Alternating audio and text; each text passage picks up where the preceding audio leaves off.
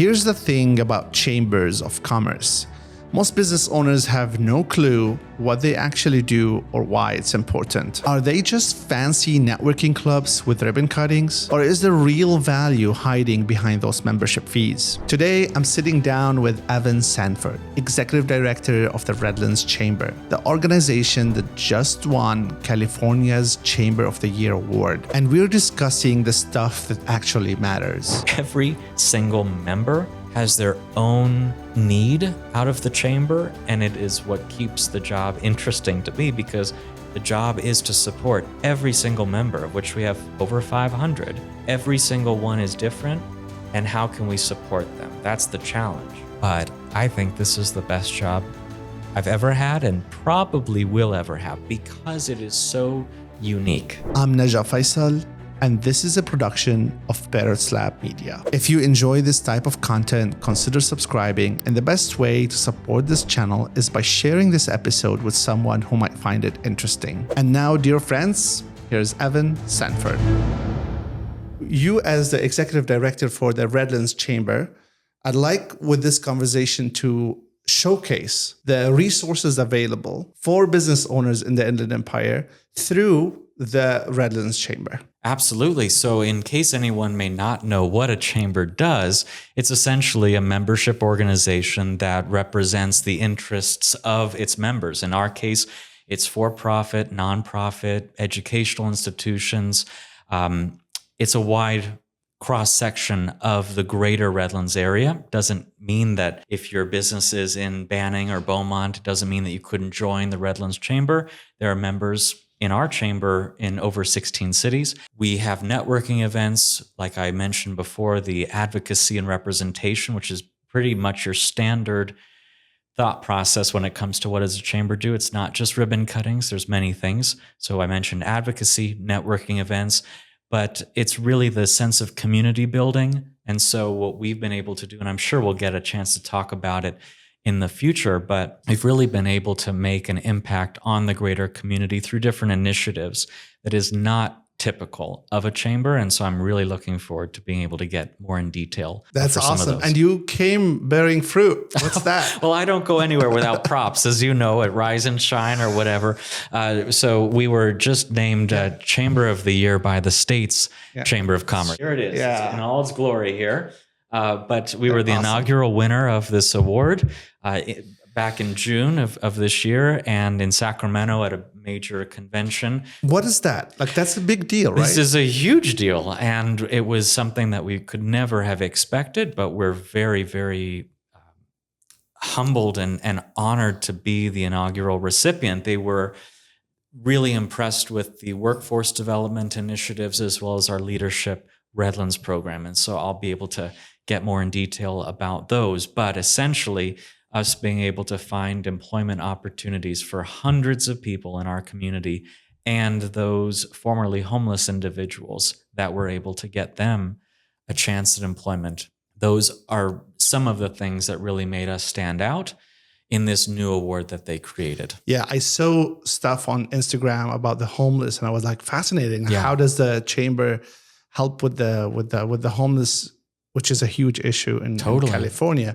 But what are the other criterias that they evaluated your chamber on for this award? Sure. So there was a panel of judges that are from Cal Chamber's side, and there was a whole list of questions that you filled out with long form responses, and then there was a public voting period as well. I don't happen to know what the percentage of the public vote versus the judging, but we made several attempts to have our membership and the public voice their support of the Redlands Chamber. And so I don't even know how many votes we got. This is really a shock. I was surprised as anybody when they called us at that event on stage. So I am very, very grateful to the community, to the staff, the board that have been so supportive of the initiatives that really have all started in the last 3 years. Mm-hmm. Hey everyone, I'd like to take a quick break from the conversation to tell you about Parrots Lab Media. We created this state-of-the-art studio to help leaders and business owners in the Inland Empire showcase their expertise, tell their story, and promote their business. To get featured in an upcoming episode, check out the links in the description below. Now back to the conversation. So I recently joined the Redlands Chamber, and I'm a member of other chamber, which is, I think, what every business owner should be doing, especially if you are a service business selling to other businesses, right? For me, as a marketing agency, it's my bread and butter. I work with business owners, and where business owners come together is a place of high interest to me. And so the question is, every city has a chamber. So what sets the Redlands Chambers apart? I think is our mission. I'm very proud of it because it is very to the point. It doesn't have a lot of extra words in it that are hard to understand. It's 4 words. It's workforce, economic, leadership, development. And it spells WELD, W-E-L-D, the idea being that we're building a stronger business community. So what workforce means to us is simply how we can get people into a career, a pathway for employment. And so we have 2 workforce development programs with more to come in the future. It's all about partnerships, right? And so workforce development consists of these 2 different initiatives. One is our general population, which is headed by our workforce development director. She manages our job portal. She oversees these hiring events. She is really the point person. We're also working with the city of Redlands to address the homeless issue in our community. And through a program we're calling New Beginnings, we've been able to put over 50 people in that population into a pathway for success. They have actually found jobs, and we're staying in touch with them for a full 12 months after employment. That is not normal, even for an HR agency or a temp agency, a recruitment firm. We're going above and beyond because when people in our community have opportunities for economic development, there's a ripple effect. And for us to not be in that space makes no sense to me. So that's why in 2022, the year I came on board in this position, we started that. We created all kinds of partnerships and programs, and it's been very successful. So we're very proud of that. Economic, which is the next part of that mission, is kind of a big bucket of things that we do. First and foremost, it's the advocacy. And more, we're in that space. We're co-sponsoring legislation. We're going to Sacramento. We're at city council, commission, and any other meetings that we can be at to make sure that our dues-paying members see themselves getting represented. And we also make sure to post about it too. It's one thing to do the work, but it's another thing to make sure that they know that we're doing the work. That's very important to us as well. So advocacy is big. Your ribbon cuttings, that's your traditional thing. But then these other member benefits that we're very excited about are cutting edge. Some of these, we're the only chamber in the world that do things the way that we do it. And I'm happy to talk about that as well. But other specific benefits in the economic space are the networking events, which are twice monthly, as well as big annual community events that are in our portfolio. And so that brings the community together. Tourism is a big thing for us. So we have something called Visit Redlands. That's where we're able to have a printed map, but also ties to our kiosk in the lobby, as well as a website that can be accessed on any device as well. And Visit Redlands is kind of the next frontier for us. It's something that chambers have always done. It's not something that we've done recently. Doesn't mean that we can't get back to our roots there. And so economic is a huge bread and butter thing that chambers do. And then leadership development, which is the last part of this WELD acronym, is our Leadership Redlands program. And that's something that I'm very, very passionate about. Again, just like when a chamber is successful, a community can be successful. If there is an entity that is developing the next generation of leaders, they will be the ones to carry the mantle of civic and social organizations that will allow for quality of life to remain as high as it can be in any community in America. And so our Leadership Redlands program comes with an expectation that these people will go out for elected positions. They'll be seated on commissions. They'll be nonprofit board members. They'll be the next CEO of the hospital or whatever the case is. But we're making sure that there is a pipeline of talent, going back to workforce, always new blood. And we have seen in the 3 years since we brought that back, after a 17-year hiatus, the success of that almost immediately. Half of the alumni in the last 2 classes and the current classes are already in what I just mentioned to you. So they took that charge and ran with it. And if you look at the 17 years in Redlands that we did not have this program, and you look at different organizations, there is a 20-year gap of new members or people in leadership in those organizations. There's nothing wrong with any way that it's working. I'm just saying there's a way to make sure that all of these organizations continue. And it almost seems to me like a correlation when you didn't have that leadership Redlands program every year churning out, dozens of people.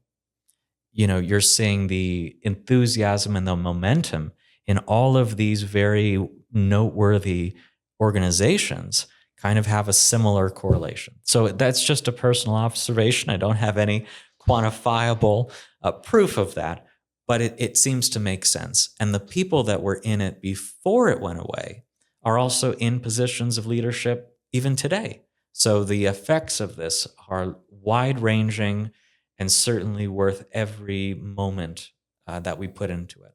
I love it. So to summarize what you said, Redlands Chamber, it's so easy to kind of remember what you guys stand for. It's WELT. W for workforce, E for economic development, and then leadership development, LD. Mm-hmm. That's a beautiful acronym. Did you came up with it yourself, or how did it come about? I did come up with it, but it was a pretty organic process because our mission statement was not incorrect, but it was too complicated to explain multiple sentences to people that, we're not trying to have a whole separate conversation about what other words mean. Let's make it as simple and straightforward and all-encompassing of the truth that is, we are very active. We have a lot of things for our members to benefit from, and we haven't even gotten into some other specific benefits like discount programs and member directory listings and some other more minor benefits. The big benefits can be encompassed in something very simple like Beautiful. A foreword. And here's what I observed after, again, joining many members. And by the way, I'm not from here originally. I moved to the US 4 years ago. So I'm brand new to the whole environment. But here's what I observed. I observed when I first attended one of your events, the Rise and Shine. First, the location, University of Redlands. Beautiful campus, parking spots, amazing venue. So this is the first thing. The second is the team. You come in, the welcome, it's like hospitality at its best. The third one is how massive the membership is. It's a hall full of people, and that's heaven to people to network and get to know people. Every time I go there, I meet new people. Because if you have a small chamber, you will end up knowing everyone very quickly, and it becomes, okay, I'm seeing the same people. And then the last thing is I want to mention is that during your Rise and Shine, you give awards for people who have been there 15 years, 20 years. So that's testament how valuable that membership is. So I feel like this is kind of what I observed.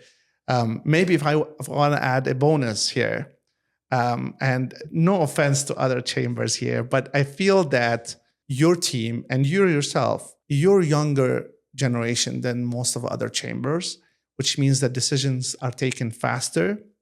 The fact that you agreed to join me here on the podcast, it shows that you guys are visionary, you're modern, you like new ideas, you're accepting of new ideas. And believe me, I'm very vocal in all the chambers that I join. Every time I join, I'm going to the chamber and I'm like, okay, let's do some ideas. Let's bring about some new innovations.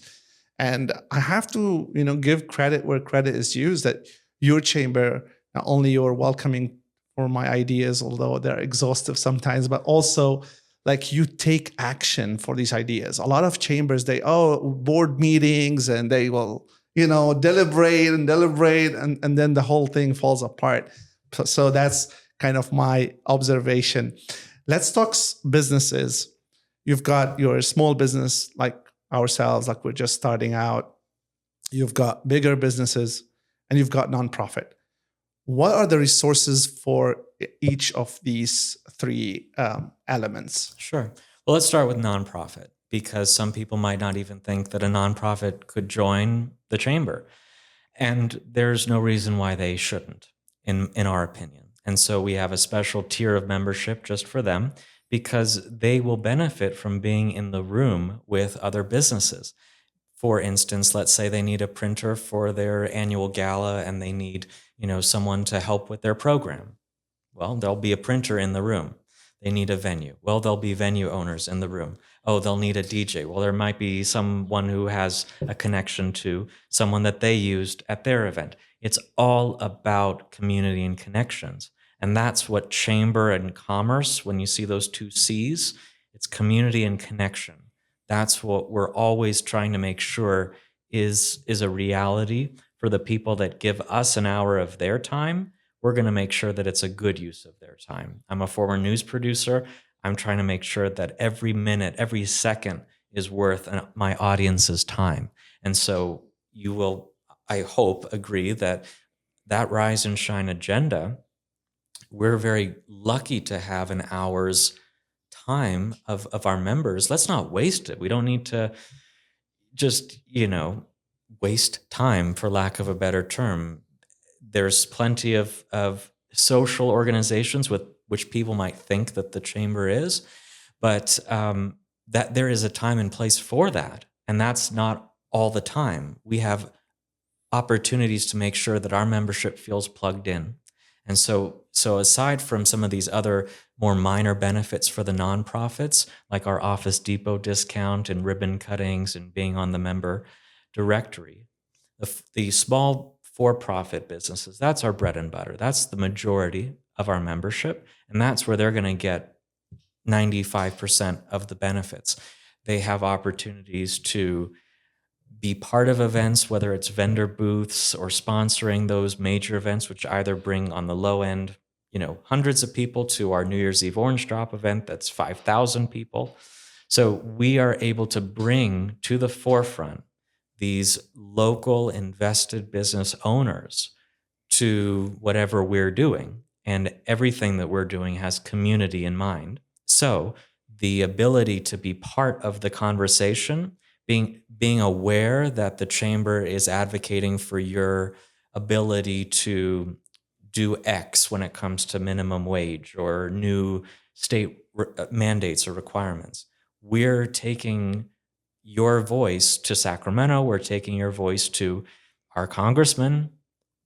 Whatever we can do, it's the small business owners that are employing the most people in our community, so they benefit from workforce development. They benefit from potentially being listed on Visit Redlands because they're a tourism-related business. And then the larger businesses, those institutions, really they are the ones that potentially will give back through sponsorships or being involved in allowing us to put on these things for the community. The chamber is a nonprofit. We're here to serve the business community and the greater community. So whether you're looking at the University of Redlands or Redlands Community Hospital or some of those bigger institutions, they have their own HR department. They may be recruiting, but they may partner with us to host State of the City. They may partner with us to host Rise and Shine. They may partner with us to host our legislative forum there, because we can partner with their political science department,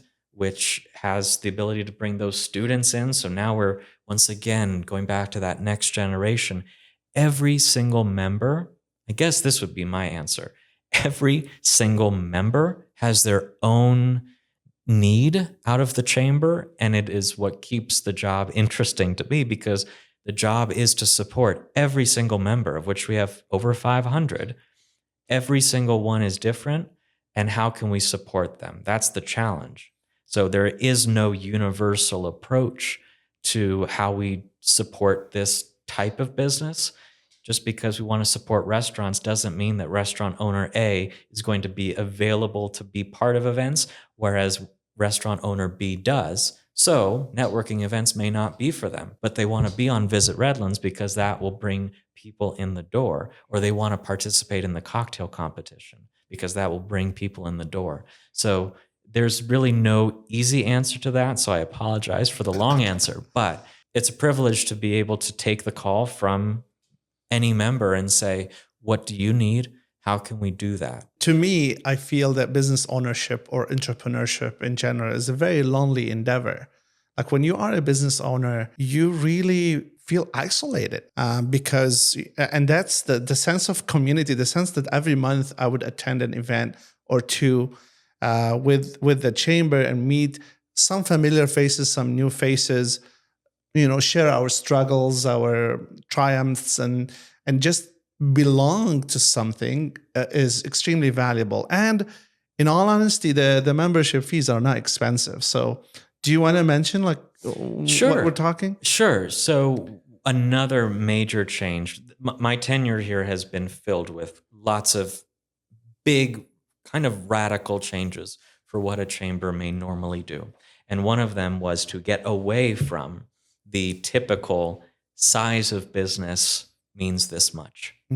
Because you're kind of penalizing the largest institutions and vice versa the other way around. So what we did was make it more about what benefits do you want, and you pick the tier that makes sense for you. And we also reduced prices, which also may be kind of an opposite of what you'd think would happen from a chamber. But my philosophy is that we're going to be able to be stronger if we have more members. If they pay a reduced rate, it's better for them. It's better for us because we get more people in the room. So I'll go back to Rise and Shine for a moment. When I started, there were 20 people in the room.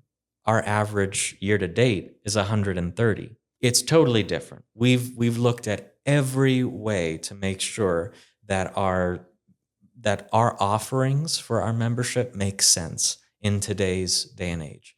So there's the nonprofit tier, which is $195. There's the gold tier, which is $245, and then the platinum tier, which is $395. And that's not monthly, that's per year. And some people think that it is monthly because people would think that that is a monthly charge. That's per year. Yeah. So we think that it's very realistic and reasonable, and you get a paid professional staff that's there to do the work. We've got an amazing team, now an award-winning team, and we're very, very happy to be able to offer what we do. So it's not, again, we're a nonprofit. We're there to serve our members. It's not about anything else. It's incredible. Again, I come from a place where there was no chamber. Like this whole concept is new to me. Right. And I'm coming to realize how important it is. But unfortunately, not all chambers are created equal, but you guys are doing an amazing job. And also the pricing, I wouldn't be surprised if it was $200 a month, and I would still probably join. So I think we're going to make a change here. No, but this is just to tell you, this is something that from a personal user experience, kind of like a testimonial for the Redlands Chamber, that I find it extremely valuable. Talk to me if you happen to know about a success story, about someone who shared something with you. I probably got few clients just by attending Rise and Shine, so there's that. But is there any other stories that you'd like to share? Oh, it's the highlight of my day when I get to hear a success story, and I've heard plenty of them. I would say what comes to mind is when I'm able to hear from a business owner that we were able to help them. So for instance, workforce development is really where a lot of small business owners need the most help. They don't have an HR department. They don't have the time to recruit.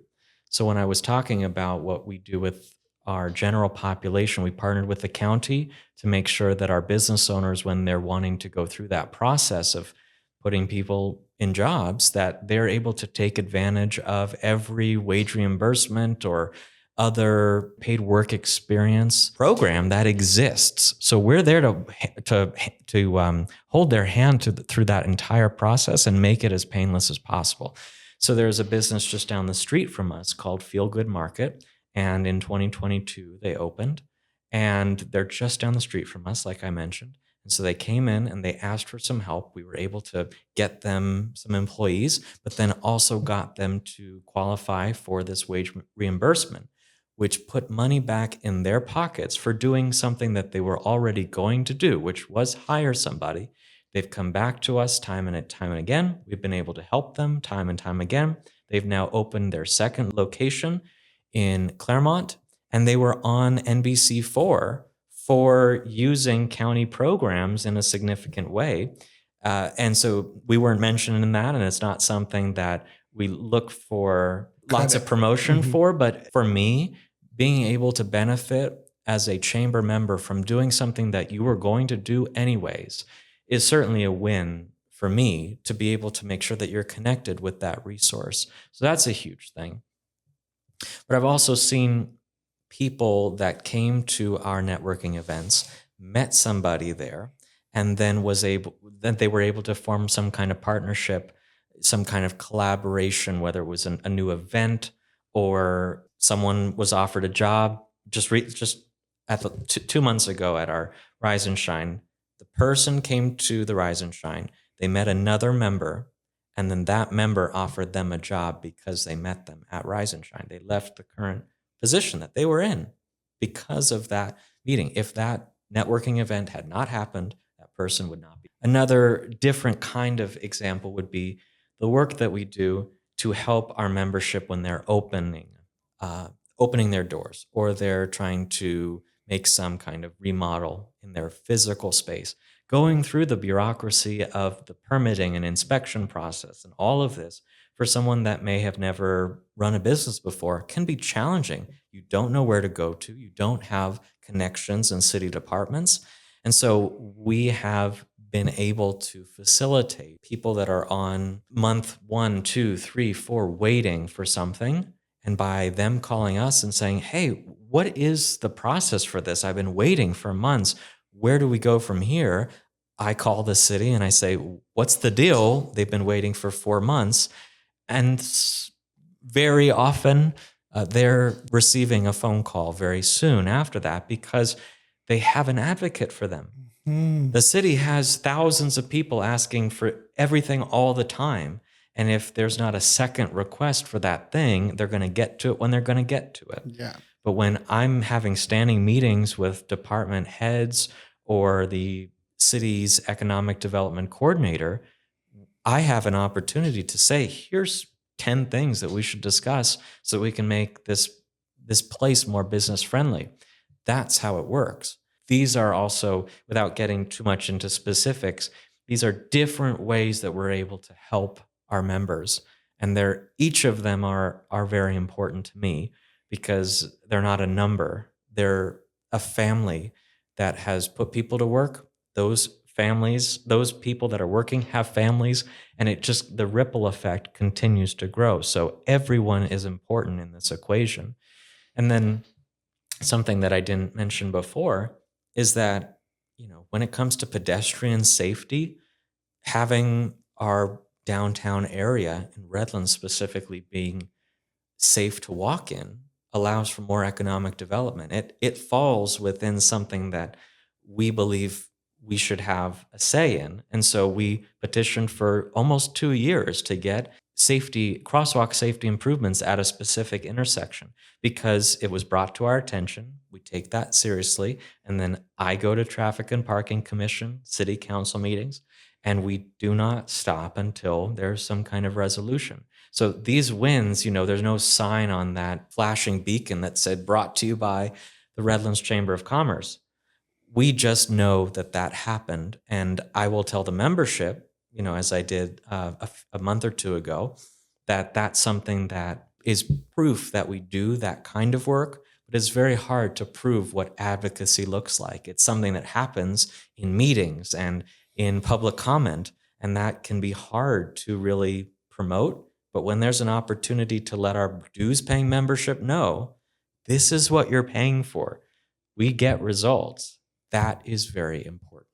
Hey everyone, another quick break here. If you're finding value in this conversation, it would mean a lot to us if you click on the subscribe button. And if you have questions or feedback, we'd love to hear your thoughts in the comments section below. All right, now back to the conversation. Small businesses, and especially when they feel that they're just a little number for the city or for the official government offices, whatever. Now they have a backing of the Redlands Chamber because the city listens to when you pick up the phone and call. So that's a great asset for small businesses. So we talked a lot about Rise and Shine as the kind of the main event, the monthly event. Talk to me about other events that you guys organize. Sure. Well, let's start with the other monthly event, which is our Chamber Mixer. And that's a little bit more of your typical networking experience. That's your after hours social networking. What we try to do with that event is have it have a purpose, bring our membership to a place they may never have been before, or maybe it's some place that will teach them a little bit about the community. So we had one at the Lincoln Memorial Shrine, which is behind the Smiley Library in Redlands. I always ask every month, raise your hand if it's your first time here, so that our hosts can see that we're making sure that it is always new people and that these are potential sponsors or whatever the case is, but we're bringing them into your space. And so the monthly mixer is another really important avenue for us for that networking. But aside from networking events, there are big community annual events, and that's where we really bring the community together. Starting in January, we have our Civic Awards Dinner. That's where we give Restaurant of the Year, Nonprofit of the Year, Business of the Year, things like that. And that is really the ability for us to recognize and honor the best in our community. And that's important. We start the year off with that. Then we have State of the City in the summertime, which we just had. That's a platform for the city to really talk about its priorities and accomplishments in the last year. And then we go into a totally different kind of event, which is our cocktail competition, which is in August. And that's bringing restaurants and local bars together to compete for the cocktail of the year, mocktail of the year, things like that. And then in October, we have our dog jog that raises money for the Redlands Animal Shelter. And then we have our New Year's Eve Orange Drop, which is on New Year's Eve.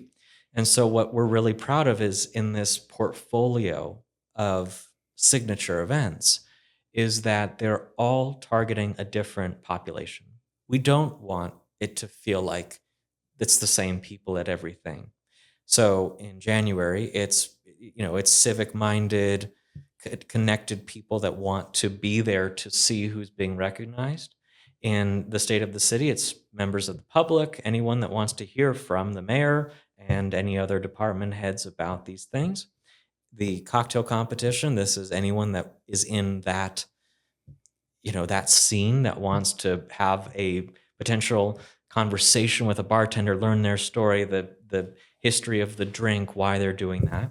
But also the dog jog is families and pet owners that want to support the Redlands Animal Shelter. And then the New Year's Eve Orange Drop is the families and the members of the community that want to ring in the new year the same way.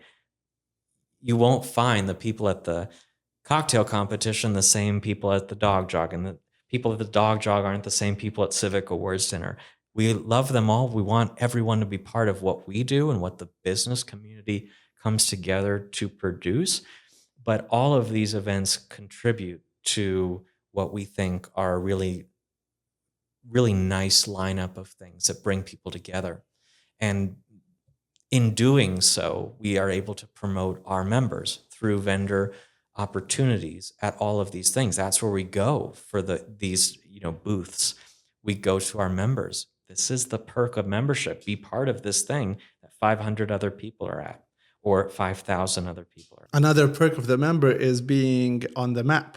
So again, I love to come with props to things. So this city map is a really big deal for us. It's something that's affiliated with what we call Visit Redlands, which is our tourism initiative. We've been around since 1893, and I have different pamphlets and publications that we've been producing since then that are highlighting the best of our community. So what this map is, it's a combination of your typical printed map, but it also has a QR code, which I'm not sure if you can see this, but it will take you to things like what to eat, experiences, shopping and retail, where to stay, transportation information. And that is really where we're able to make sure that our members are listed using the digital platform that is in partnership with Esri. So if people don't know what Esri is, they are the proprietary mapping software company for the last 60 years in the world. They have tens of thousands of employees across the world. Every major government and business uses Esri software in some way. We happen to be fortunate to be located 3 blocks from their headquarters, which has been the case for like I said, decades. Yeah, Esri is like a tech giant, like on the ranks of Google and Meta. Apple, everything. Yeah, absolutely. And so we would be foolish to not figure out ways to work with them to leverage what they're doing for the business community. So when you scan that and you go to our website or you're in our lobby and you can access the touchscreen kiosk, is you're able to access all of these kind of lists of things and mapified, for lack of a better term, items. And so we are the only chamber in the world that is I know this because they've told me this. It's not just a claim. But we were at their major user conference last year in San Diego, where 20,000 people go from all over the world. And we were demoing how, as a nonprofit, we were using their software in 3 different ways. And so it's pretty cool because when I went to meet you in your office, beautiful office, by the way, very historic and very nice. You had this touch screen that you showed me. Like, you have a very sophisticated website.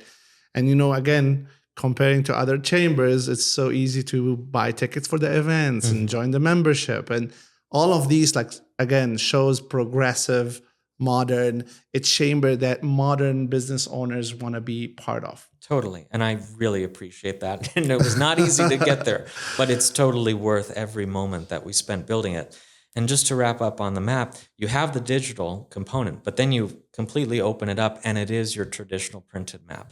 But what's different is the fact that when we were looking at, are we going to do a printed map again? And what's the point of doing a printed map? If many people are going to get to where they're going with Google Maps, what is the purpose of a printed map? That's what I thought. Right? And so when you open it up, the things that are on the printed map are things that will give you a sense of place of the community. You can look up where the library is on Google Maps. There's nothing preventing you from doing that. But if you see on the printed map that the library is across the street from the Redlands Bowl and across the street from the Lincoln Shrine and all of these things in our downtown area, and you can start to have a sense of awareness of where things are in relation to each other, the fact that we have train tracks, we have municipal groves, orange groves, we have an airport, we have hospitals and medical institutions in one place without having to do more research. I think that's the purpose of that today.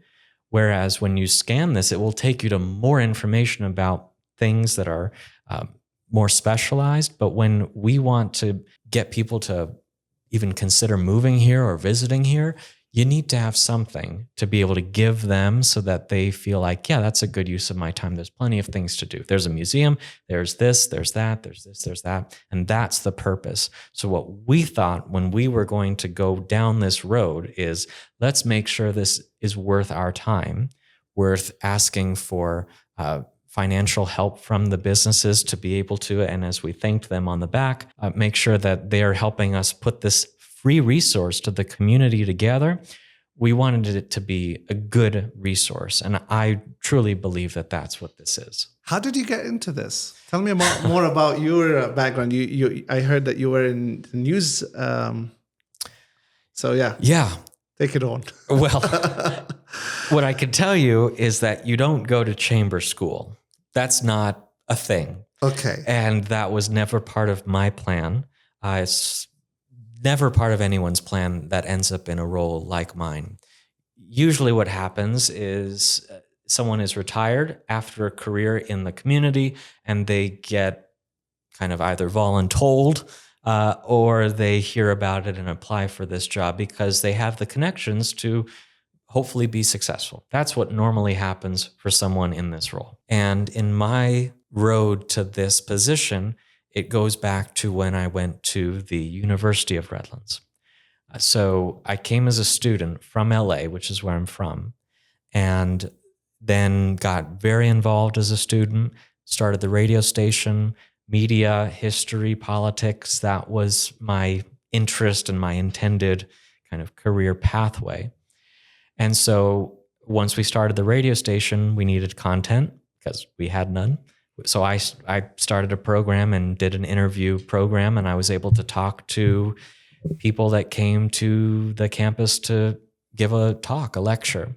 And that was kind of life-altering for me. I got to talk to Jane Goodall and Jim Messina and John Meacham and Pete Aguilar and Mario Lopez and Brandon Donovan and a Holocaust survivor and Richard Sherman of the Sherman Brothers, Disney legends.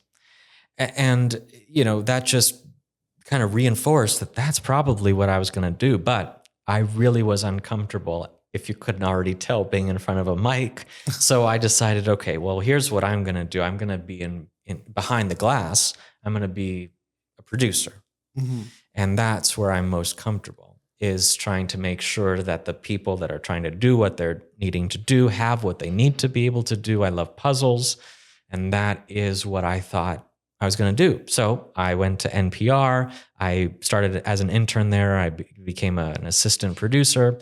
Then I graduated, started at ABC7 in LA, and then went to the ABC station in Palm Springs, KESQ, where I became a news producer and worked my way up to the 11 p.m., which is historically one of the higher rated shows. And I just thought I was going to continue to do that. But I also realized that journalism is not what it used to be in terms of a career and being able to be financially secure in that field. So I had to make a really tough decision and decide, do I want to continue 3-year contracts, moving market to market, working my way up to being on 60 Minutes as a segment producer, which is still my favorite show? Or do I pivot and start a new situation? So when I was at Redlands, I got very involved in the community as well, outside of the radio station. And I stayed in touch with those people throughout the years. And when I was nearing the end of the 3-year contract in Palm Springs, I asked them, what do you think I'd be good at? Because really, I need some help here. I don't know what's next. And that was a really, really pivotal conversation for me, because at that dining room table, very dear friends of mine knew about this position being open, suggested I go out for it. And I had only one question for them, which is, what is a chamber? Because I'd never heard of it myself. Oh, good. Because I also told you that I didn't heard. Most people have no idea what it is. I don't take it as any insult at all.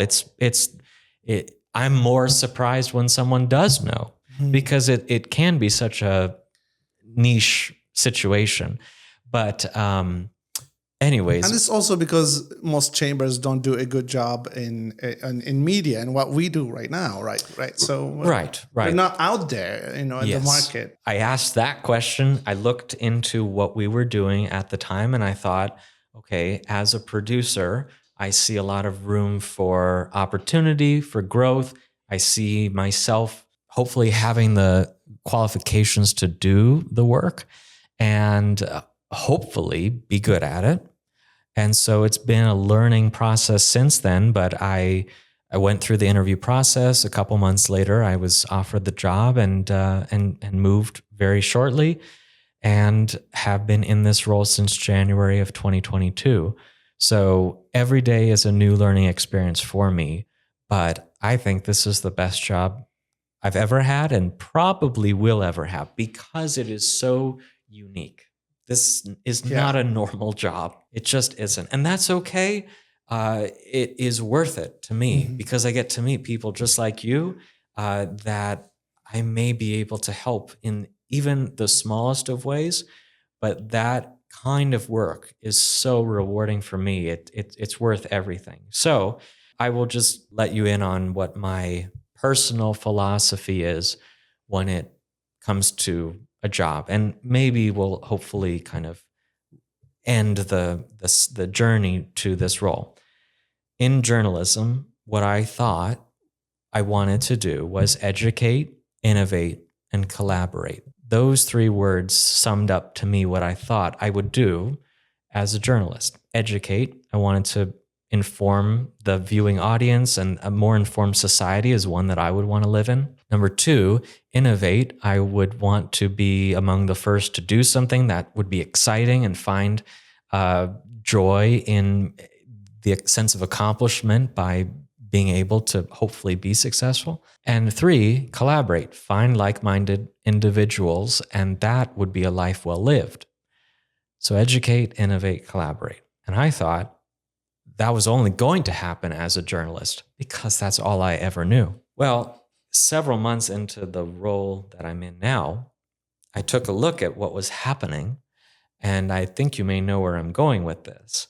But educate, being able to inform the people in the room, innovate, be among the first to do something and hopefully be successful. And three, find like-minded individuals, and that's a life well lived. I have made, even though they're not lifelong friends, I know they will be, because after this experience of getting them through their business opening, or them going through our Leadership Redlands program, or their ribbon cutting where they had no idea that anyone would show up to their business, let alone 25 people, that is a life well lived. And that's why I think this is the best job I'll ever have, why I have no plans to go anywhere else, even though people are always asking me, what's next? I'm like, I'm enjoying this.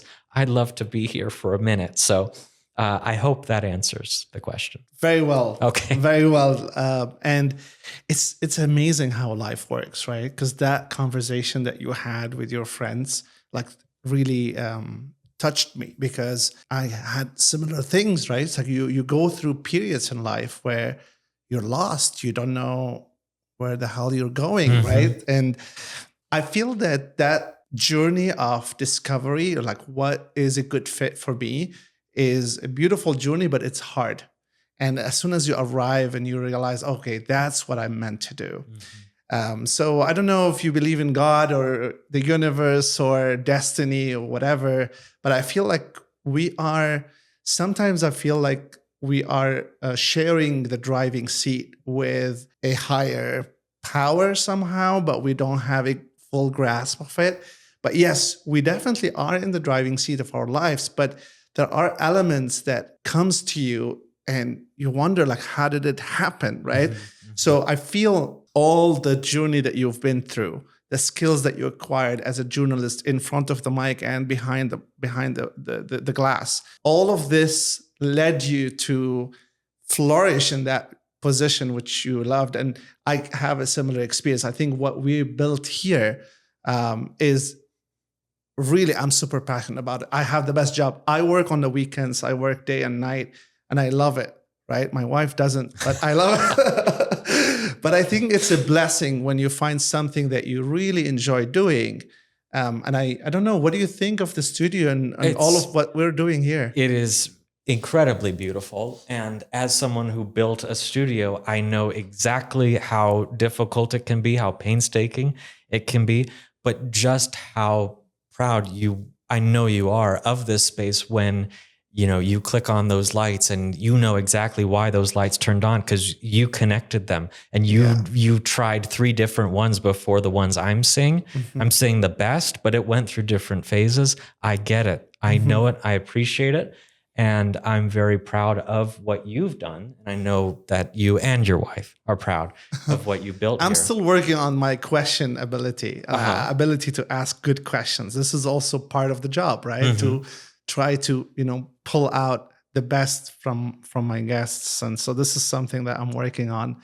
Well, can I give you Please give you something here? Feedback. So no, not feedback at No, all. I'm very open to it though. But it wasn't that, I promise. So what I would say is that what I'm doing right now is the last thing that I'm at all comfortable doing. I am much more comfortable asking the questions because I'm a naturally curious person. And so when, even when I was on first dates with, they'd say, I feel like I'm being interviewed.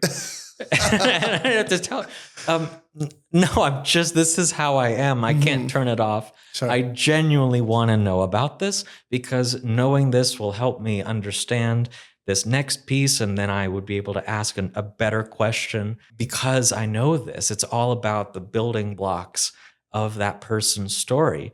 And certainly in this job now, when I know about the business owner, and their young kids that are going through X or Y, it gives me the passion to make sure that I'm doing everything I can for them. So listening is a huge part of asking questions.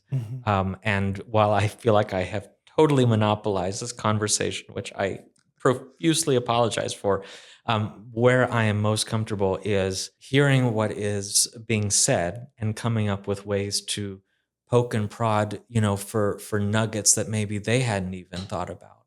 And that's the joy, is when you can pull something out that they were not expecting to talk about at all. I remember another just life-changing moment for me was my first guest when I had converted my radio show to a TV show was Jane Goodall. I had finished building the TV side of this show, or the studio for the show, the night before.